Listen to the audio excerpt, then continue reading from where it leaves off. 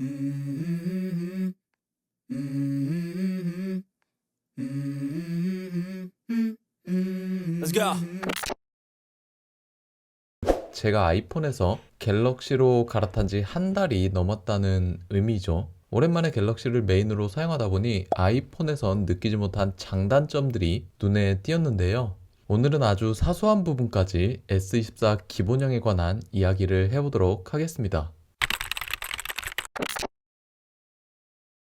저는 구매 후 현재까지 케이스와 보호필름 없이 생폰으로 사용하고 있습니다. 리뷰를 위해 테스트 목적으로 케이스를 며칠간 사용한 적은 있지만 이 기간을 제외하더라도 한 달 이상 생폰으로 사용을 하고 있는 셈이죠. 다양한 환경에서 거침없이 사용한 S24 외관을 살펴보자면 너무나도 깨끗합니다. 액정의 미세 흠집을 찾아보려 해도 전혀 보이지 않습니다. 폰을 애지중지 다룬 것도 아니었고 사용 환경 자체가 깨끗한 것도 아니었습니다. 오히려 먼지와 쇳가루가 날리는 극한의 악조건임을 감안한다면 S24의 고릴라 글래스 빅터스 2의 강도는 정말 훌륭하였죠. 액정에 자주 먼지와 쇳가루가 묻어 안경 닦기로 수시로 닦아주었지만 발생한 스크래치는 전혀 없었습니다. 액정을 제외한 측면과 후면을 살펴보더라도 큰 흠집 없이 깨끗합니다. 메인에서 서브로 밀려난 아이폰 15 프로와 비교를 안 해볼 수가 없었는데요. 티타늄 소재가 적용된 아이폰 15 프로의 측면은 흠집에 다소 약한 모습을 보여주었습니다. 항상 케이스를 끼고 다녔는데도 불구하고 모서리에 스크래치가 육안으로 확인이 되었죠. 아무래도 케이스를 끼고 빼는 과정에서 발생한 스크래치라고 생각됩니다. 아이폰 15 프로 티타늄 모델보다는 S24가 스크래치에 더욱 강하다는 느낌을 받았습니다. 그러니 스크래치 걱정 없이 생폰으로 사용해도 충분한 강도를 가지고 있고 가벼운 무게를 원하신다면 생폰 사용 적극 추천드립니다. 아이폰의 페이스 아이디를 오랫동안 사용하다 보니 지문인식은 불편하다는 편견이 있었습니다. 실제 아이패드 미니 6를 사용하면서 가장 불편했던 점이 지문 인식률이 떨어진다는 점이었습니다. 손가락에 물기가 있으면 이리저리 대어봐도 잠금이 풀리지 않았습니다. 암튼 이러한 우려 속에서 S24의 지문인식을 경험하였는데 너무나도 완벽하였습니다. 평소에 다한증으로 손에 땀이 많은 편임에도 불구하고 지금까지 지문인식 오류가 발생한 적이 한 번도 없습니다. 오랫동안 갤럭시를 사용하신 분들에게는 당연한 거겠지만 저처럼 오랜만에 갤럭시로 복귀하면서 이러한 사소한 부분에 만족감이 쌓여 결국 폰의 완성도가 높아진다고 생각하거든요. 그렇기 때문에 갤럭시의 좋은 첫인상을 가지고 사용할 수 있게 되었습니다.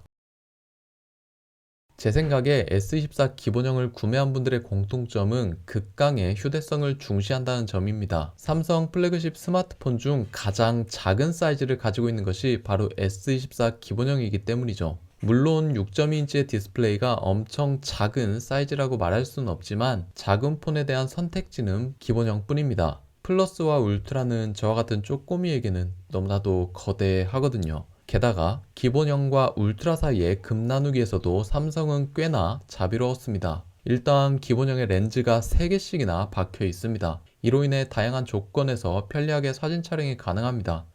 그리고 120Hz 디스플레이를 적용하여 부드러운 사용성도 제공하죠. 2024년에 120Hz 프로모션 디스플레이는 선택이 아닌 필수라고 생각합니다. 아이폰의 경우 120Hz를 선택하려면 프로모델로 가야 하는데 가격이 256기가 기준 170만원.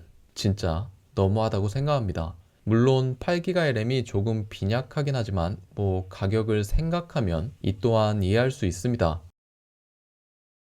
우선 한 달 넘게 사용하면서 엑시노스로 인한 불편함은 전혀 느끼지 못하였습니다. 제가 사용하는 모든 앱을 통틀어서 체감될 만큼 불편함을 느낀 적이 정말 없었거든요. 제가 하는 게임 역시 크게 고사양이 필요하지 않아서 그런지 구동에 전혀 무리가 없었고요. 조금 빡신 게임을 구동하더라도 일반인이 체감할 정도의 차이는 느끼지 못하였습니다. 그러니 성능에 대한 부분에 너무 예민하지 않으시다면 기본형을 구입해도 충분하다고 생각합니다. 하지만 모든 부분에서 만족하는 것은 아니었습니다. 아이폰에서는 편리하였지만 갤럭시로 옮겨오면서 다소 불편한 점이 발생하였거든요. 제가 사용하던 아이폰 15 프로에서 개인적으로 만족스러운 기능이 바로 동작 버튼이었습니다. 동작 버튼 클릭 한 번으로 집안에서 엘리베이터를 호출할 수 있었기 때문이죠. 아침에 출근 전 방문을 나서면서 아이폰으로 엘베를 호출하고 현관문을 열면 항상 엘리베이터가 저를 기다리고 있었습니다. 하지만 갤럭시에서는 이 기능을 직관적으로 사용할 수가 없더라고요. 어떻게 하면 비슷하게 구현을 할 수 있을까? 연구를 해보았지만 결국 답을 찾아내지 못하였습니다. 현재는 예전처럼 현관문을 열어 직접 엘리베이터 버튼을 눌러야 한다는 불편함이 생긴 것이죠. 혹시 이 부분을 갤럭시에서도 해결할 수 있는 방법이 있다면 댓글로 남겨주시면 감사하겠습니다. 갤럭시는 충분히 훌륭한 성능을 가지고 있습니다. 앱을 구동하거나 화면 전환을 할 때도 정말 빠릅니다.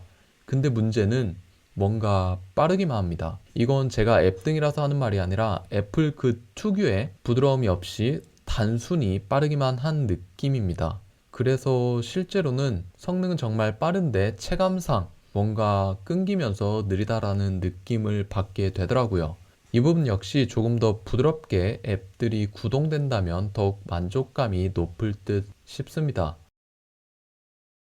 이번에 디자인 이야기도 한번 짚고 넘어가겠습니다. 이번에 출시된 S24 시리즈의 각진 디자인 보면 볼수록 예쁩니다. 단 생폰으로 사용한다면 그립감은 조금 포기해야 합니다. 오히려 케이스를 끼운 쪽이 훨씬 더 좋은 그립감을 제공해주기 때문인데요. 그 이유가 손으로 파지하였을 때 손과 접촉되는 부분이 각진 디자인 때문에 통증이 발생하기 때문이죠. 차라리 조금 더 라운드를 크게 가져갔다면 디자인과 그립감 모두 만족시키지 않았을까 하는 아쉬움이 컸습니다. 지금까지 갤럭시 S24 기본형을 한 달 넘게 사용해보면서 개인적으로 느낀 장단점에 대해 이야기해보았습니다. 아직까지 갤럭시 구입을 망설이고 계시는 분들을 위해 조금이나마 도움이 되었으면 하는 마음으로 제작하게 되었습니다. 그러니 참고하셔서 현명한 소비하시기 바랍니다. 그럼 오늘도 시청해주셔서 감사드리며 지금까지 노치였습니다.